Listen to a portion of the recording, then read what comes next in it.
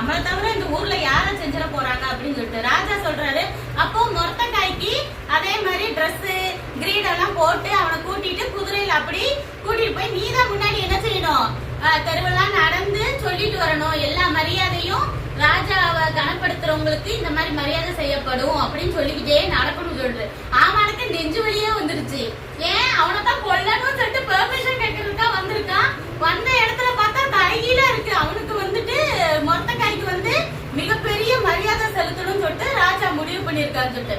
அப்ப ராஜா சொல்லிட்டாரு, மீறவா முடியும், அவனுக்கு நல்ல ட்ரெஸ் பண்ணி எல்லாம் செஞ்சு அவனை என்ன செய்யறாங்க கேட்கணும்னு சொல்லிட்டு போனேன். ராஜா பாரு இன்னைக்கும் பார்த்து இந்த மாதிரி செய்ய சொல்லிட்டாரு. அவன் என்னைக்கோ ஒரு நாள் ஹெல்ப் பண்ணனான்னு சொல்லிட்டு இப்பதான் செஞ்சுட்டு வரேன், எனக்கு ரொம்ப மனசு கஷ்டமா இருக்கு அப்படின்னு சொல்லிட்டு.